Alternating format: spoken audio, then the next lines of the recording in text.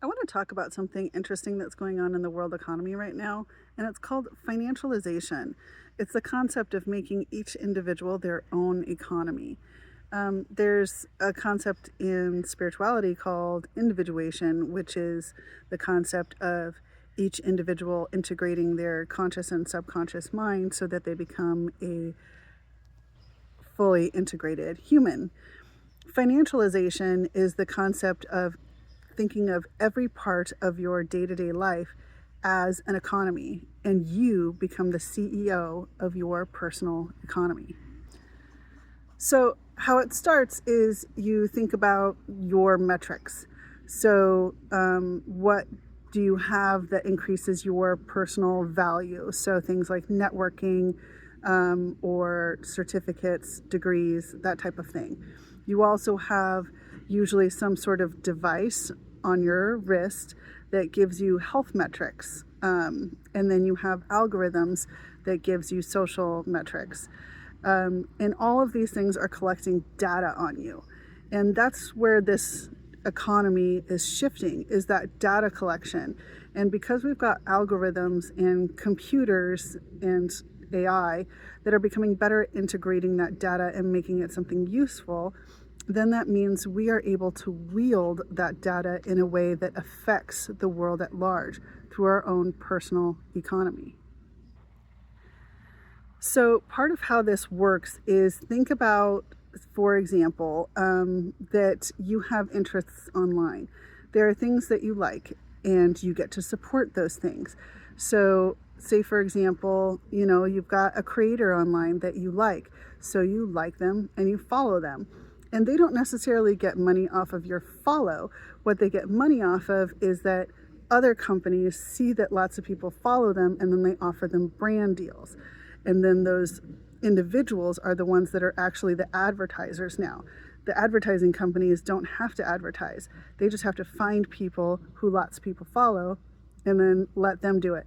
So say, for example, you've got your smartwatch that tells you that your stress levels are kind of high. And so you've got a company that reaches out to you and says, hey, we've got this supplement that's really good at relieving anxiety. Will you take it? You take it, it works, and then you tell your people about it. And so you are now the customer and the business itself sending out information and advertisement, and you're getting paid for all of that.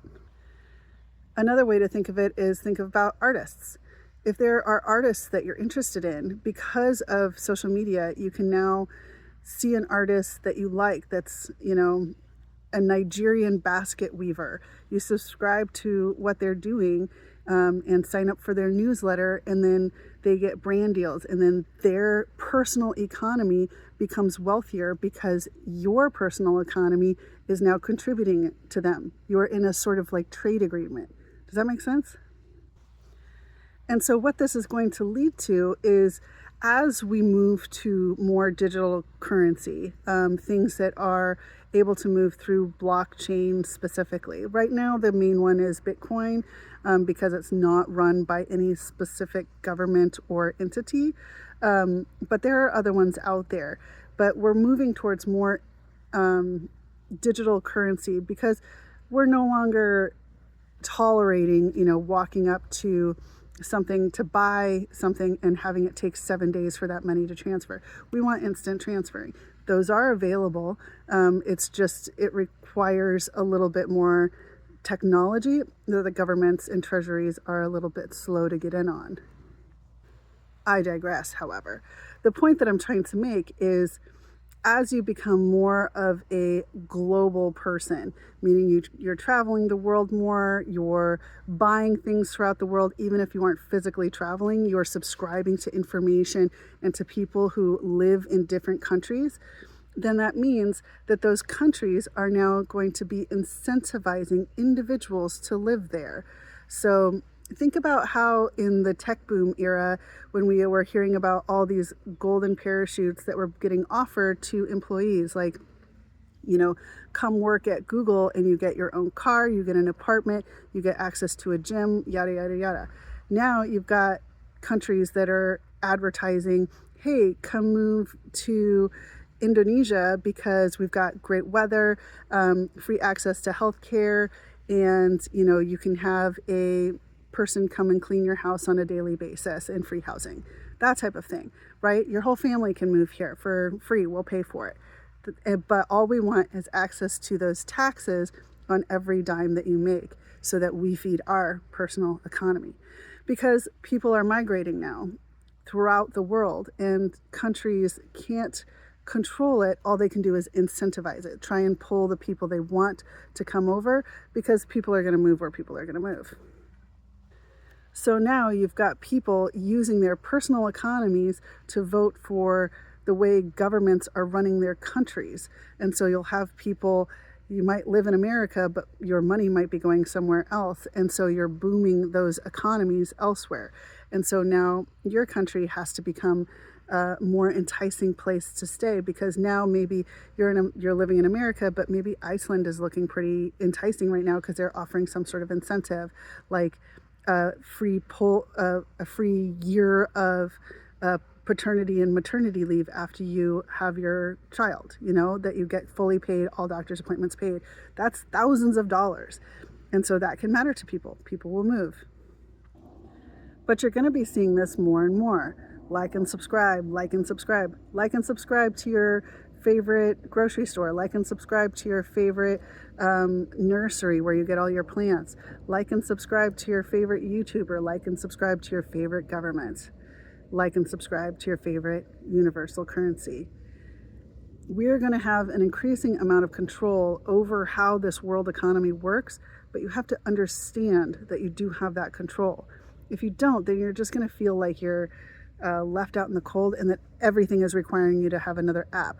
But if you realize that you get to wield yourself as if you are the CEO of your personal economy, then it can be a really exciting time and we can really change this world from the ground up. But you have to kind of start understanding that, and we do have to move into more of a universal economy and a world economy that allows us to move money and goods in a more fluid manner. And that will mean that even the little things like your hobbies and your personal style becomes your brand and your aesthetic.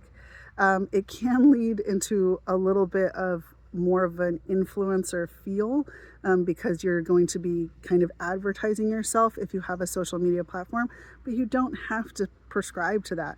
You can just be an observer, like a lot of people are, a lurker as they call, and just putting your interests in certain places because the algorithm is still tracking you. Your health metrics are still getting tracked. You're still going to jobs, you're still going to universities, and so there will still be metrics on what type of person you are and what type of products you are consuming, and you can get advertised to in a way based upon who you are prescribing to. Like you're going to get advertisements for moving to this country, for vacationing to this place, for taking maternity leave here because they're going to pay you for it. They just want you to declare that you're a resident there so that they get a piece of those taxes, those types of things. It's just really interesting. We're entering, like the first turning, like the fourth turning is starting to come to a close and the first turning is beginning to start. It'll start, roughly in 2030. But you're going to see the, like the kind of uptick over the next couple of years. And we're meant to be a collective society as that happens.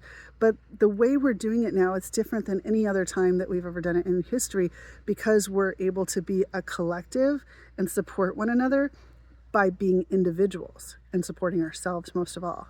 Isn't that interesting? Anyway, I just wanted to share.